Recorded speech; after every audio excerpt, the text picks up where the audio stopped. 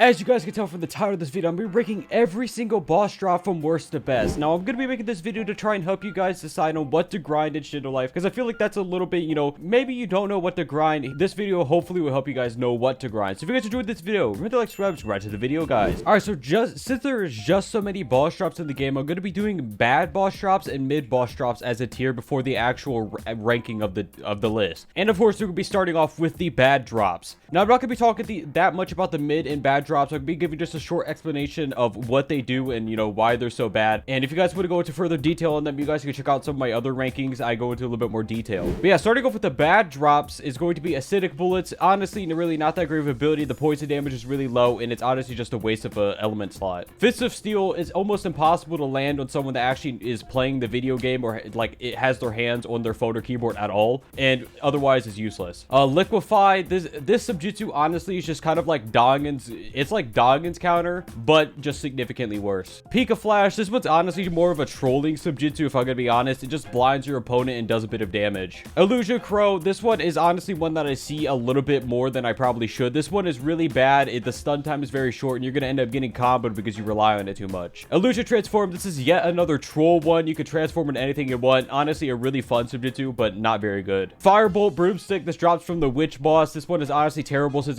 it's on the autological cooldown and is one of two weapons on that cooldown. Spear of Sparky, this one would honestly be a very okay weapon, but it's only stun global cooldown, instantaneously making the weapon near impossible to use since it's not actually a stun weapon. Alright, so the next tier, like I said, is going to be the mid drop tier. Now, again, I'm not going to be talking that much in detail on what they do. I'm just going to say what they do and why they're bad. Well, why they're mid, I guess. Blood Wave, it's honestly a very okay sub ability, but it's not good enough to be warrant using in pretty much any moveset. It's just a silence ability. Demon Aerial Toss is almost impossible to land on somebody, but when you actually land it, it will be very good. Sand Shuriken, this is honestly not a very good sub ability. I see people use it quite a bit, but the stun time isn't really that great, and it's very avoidable. Sunflower Illusion, this is pretty much just Shizen second or Raika Shizen second, and with more stun time. Ashen Raigo, this one used to be one of the best in the game, but ever since, they nerfed it, it's really not that great anymore. Odin Wolves, they added a bunch of end lag to it. Now it's almost impossible to use except for as a combo ender, and that's kind of all it's good for now. Inferno Bomb Toss, this one is kind of just a free damage sort of thing because you can't counter the black flames anymore, so take it as you will. Inferno Armor Control, this one honestly I do not think is that good, but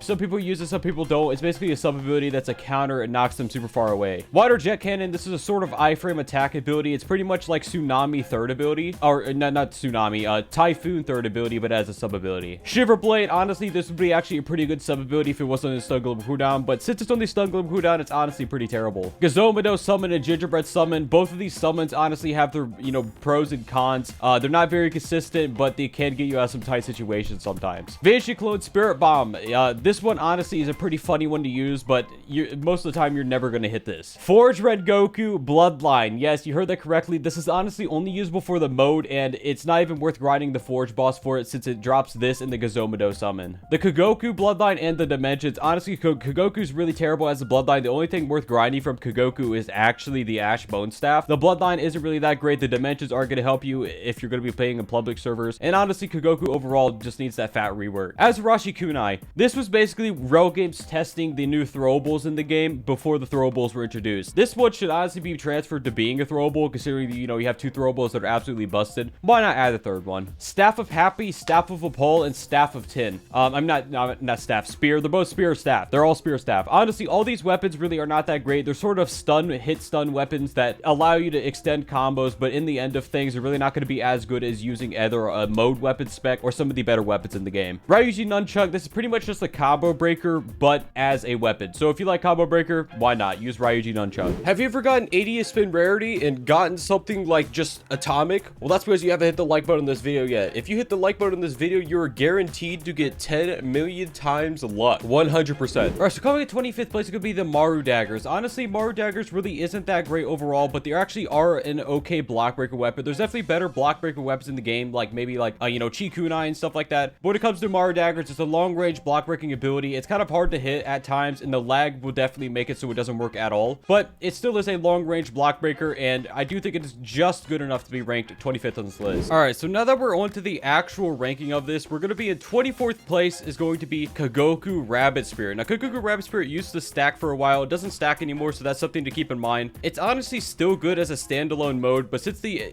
removed the M1 stacking fighting ability of this, and honestly isn't nearly as good as it was before, and it's generally going to be one of those modes you just, you know, pick up over time. But like I said, it definitely isn't bad at all, which is why it's going to be, you know, very low on this list. Now coming to 23rd place, it's going to be Forge Fireball Warp. This is honestly one of those things that are really good for burst combos, but it definitely takes a lot of skill to use, so you can make some fat burst combos with this, but you definitely have to, you know, do some very intense research. Now 22nd place is going to be Worm Sage Spirit. This one is honestly in the same boat as the Kogoku Rabbit Spirit, but I do think it is better overall since the Z-Spec is still extremely good. Whenever you're public servers, you can still use the Z-Spec to, you know, do really good in team fights, and generally the Z-Spec is going to be one of those things that a lot of people will kind of use it as a go-to ability for team fights, especially in the huge fights. You can suck up like 6 people at a time and your team will absolutely demolish their buttholes. But when it comes to, you know, the actual mode itself, other than the Z-Spec, it really isn't that great, and it definitely is carried by the Z-Spec. Coming to 21st place is going to be Magma Spirit Bomb. It's honestly just Great Spiraling Super Spirit Bomb, but worse. I mean, there's not much else to say about it. Great Space Spirit Bomb is really good. Now coming in 20th place is going to be Inferno Spirit Blade. Now this subjutsu overall, I honestly think it's a really good subjutsu in my opinion, but it is very counterable. You have to know how to use it properly, and even if you know how to use it properly, you're still going to get countered from time to time. So it's one of those things that's extremely easy to counter, but if you don't know how to counter, or if you don't have a counter at all, then you will absolutely stomp on them, because the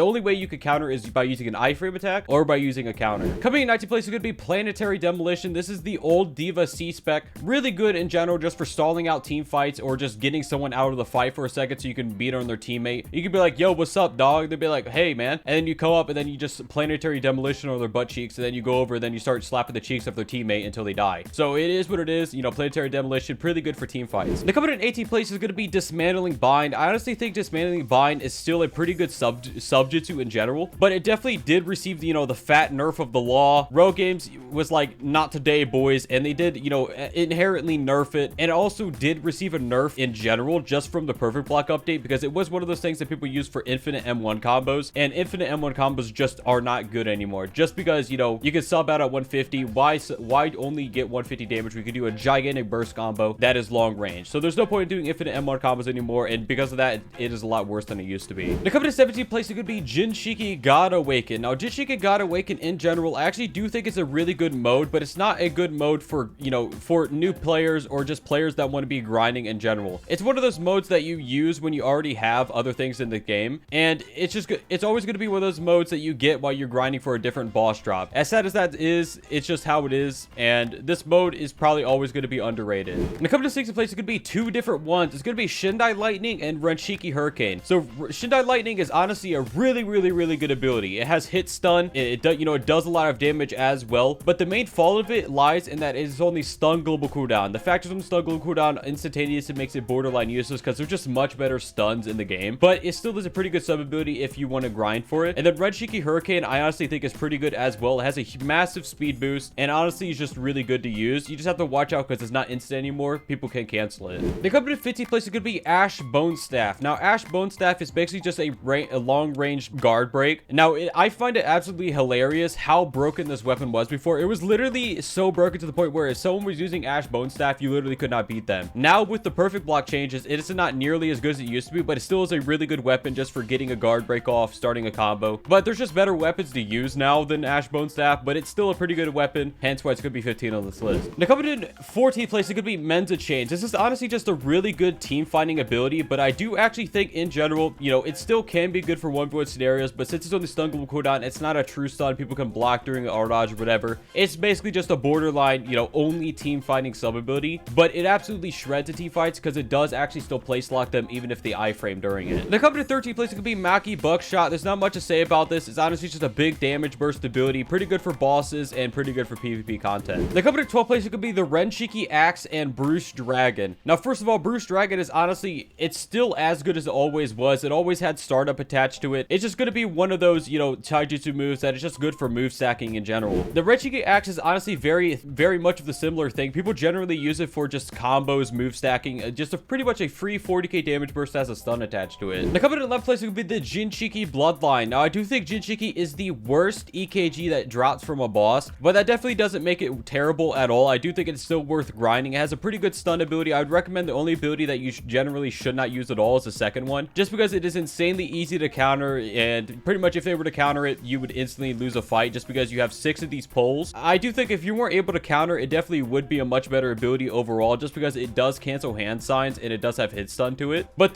definitely the best ability of Jinchiki is going to be the counter ability. The counter abilities, it gives you a speed boost, and it is also an iframe counter, and at the end of it, it does an insanely long stun. So it's a pretty good counter in general, but just gets hard countered by other iframe attacks. Now coming to 10th place is going to be Inferno Rush and Arahaki Rotation. I'm going to show you guys Arahaki Rotation first. Pretty much it's an instantaneous combo extending ability. It's pretty much, it puts them into an air combo and flings them away afterwards. It's a pretty good taijutsu overall, just because it is very instantaneous and it is very easy to integrate into combos. Now the Inferno Rush ability is because people have been using this to basically do burst combos. It's a 50,000 damage burst combo, and if you use a projectile before they hit the ground, you could actually do an extra 50k damage to 150k. So alright, so let's just do the math here. If they're at 130k, Inferno Rush, and then you use a projectile that hits them as soon as Inferno Rush hits, you do around 210,000 damage usually, even while, you know, 150 perfect block being a thing, which is just why it's so good, and it allows you to just do these massive damage bursts. Now coming at 9th place is going to be Pyromania. I'm not going to go into detail on Pyromania. If you guys want to go into detail, you want to see detail on it, you guys could go check out my element tier list. But for Pyromania, I do think it is a really good combo extender, you know, element in general. And I do think the fact that it is an element definitely makes it, you know, rank a little bit higher than if it was a Bloodline. But I'm going to be honest with you, ever since the new elements were introduced, Pyromania is going to be ranking lower. I think if the new elements were introduced, Pyromania would definitely be like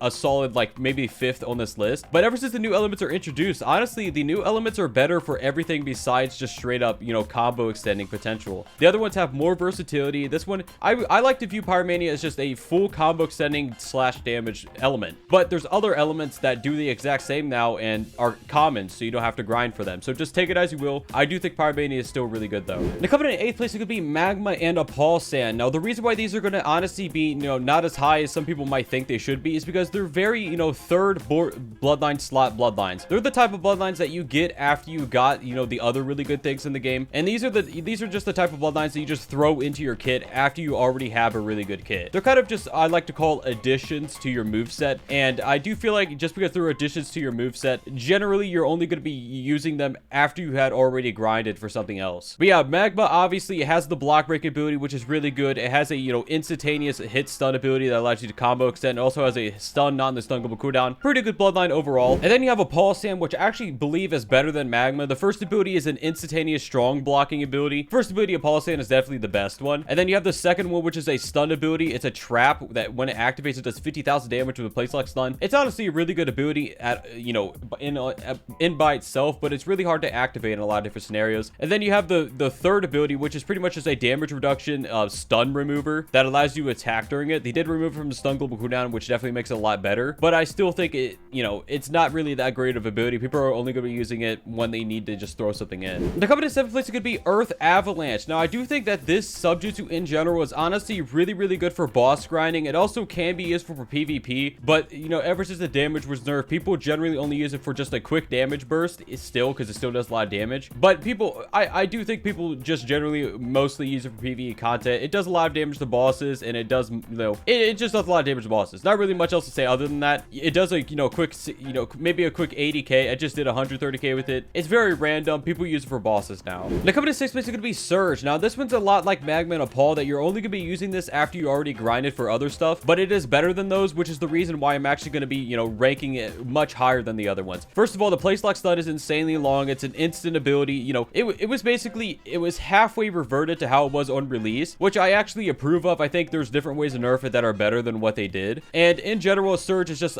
it's a really good EKG right now. It is the best EKG in the game, which is the reason why it's going to rank higher than the other boss EKGs. Now coming to 5th place, it could be Shindai Rengoku. Now Shindai Rengoku honestly is mostly only useful for the actual mode. The mode has absolutely massive raised block. It also has one of the best, if not the best, throwable in the game. Very comparable to Snake Man throwable, honestly. The actual abilities of Shindai Ren honestly kind of suck, so if you wanted a really good C mode, I'd recommend going for Shindai Ren. But the abilities, even though they are usable, I do think the abilities there's definitely better abilities you can use in this game. They're not unusable, but there's definitely better. Now coming to 4th place, it could be Shizen Shield, Bruise Stomp, and Skull Crusher. Now I'm going to talk about Bruise Stomp and Skull Crusher first. They did actually, you know, do a borderline buff where at the end of it, it actually flings you away, but you can actually dash afterwards. It actually will act as a true combo extender. They can't use any moves during it because it has a slight hit stun at the end of it. Skull Crusher is the same way. There's a slight stun at the end, and then you can dash. You can can dash. Okay, I wasn't able to dash because I already dashed beforehand, but you could dash at the end of these, and it actually allows you to combo extend when you wouldn't be able to otherwise. Honestly, they're borderline the exact same as what they were, but you have to dash, which adds a little bit of skill to it. Now, Shizen Shield. Shizen Shield is absolutely busted. It is basically a 5 cooldown ability, and it has a higher cooldown than that, but you know, the cooldown triggers as soon as you use it, and it's an iframe that lasts for around 5 seconds, which is a dash ability. So it's just it's honestly broken. Let me just go through it for you guys. So it is on the autological cooldown, but it is a basically 5-second cooldown iframe ability that allows you to start combos, and it has hit stun, allows you to avoid combos, allows you to, you know, do anything, pretty much anything an iframe attack. This is like literally, quite literally, the best iframe attack in the game. 5-second cooldown allows you to start combos, and you could spam it over and over again until it eventually hits them. It really spammy, really good, and it is probably the best weapon in the game right now.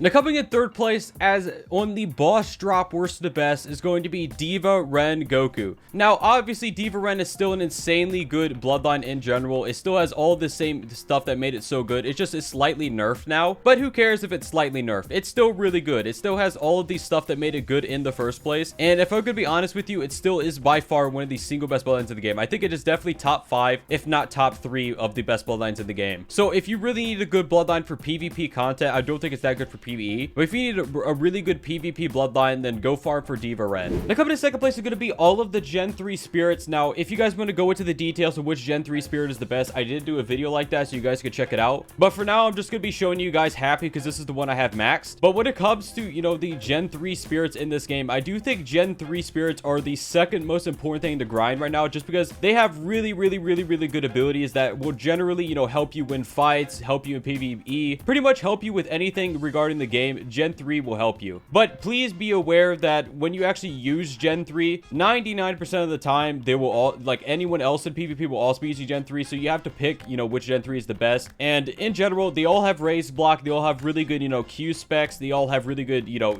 really good block breakers and stuff like that. They're usually the second or third mode is better for duels than the final mode, but the final mode is just, Gen 3s are just honestly insane in this game. I think this, I don't really feel like I need to explain it that much. I feel like you guys get it by now. By the way, guys, what is your favorite boss drop in the game, or what boss drop was your first in the game? Feel free to comments below. We'll be checking them out. Now, I know what you guys are thinking. What could possibly rank higher than the literal best thing in the entire game, Gen 3s? Senko Kunai and Dagai Wire. This is not a joke. I'm not playing. This is not a game. This is serious. These throwables are like, it's hard to describe how broken they are, because when you think of them in essence, you're like, oh, traveling abilities. That can't be that good, right? Well, they're traveling abilities on a, you know, a move slot that would otherwise barely ever be used, that are no cooldown whatsoever. I mean, no global cooldown whatsoever, that have borderline low cooldowns that allow you to travel halfway across the arena, you know, travel across the map or whatever. And it's near instantaneous. They have no end lag at all. They allow you to start combos, escape combos. They're pretty much the perfect tool in this game. Senko Kunai is obviously a lot better than Dagai Wire, but they're both going to be in the same rank because they both fulfill the same purpose. They are, these moves are legitimately insane. These should be the #1 thing that you guys should be grinding in this game. As soon as you get these, you guys will, you know, agree with me, being like, wow, I can't imagine what my life was before having Senko Kunai and Dagai Wire and Shindo Life. And if you guys disagree, feel free to disagree in the comments below, but I am dead serious when I say I legitimately think these are the #1 most important thing to grind in the game. Anyways, guys, that's proof for this video. If you guys enjoyed this video, remember to like, subscribe, post, guys. Bye-bye.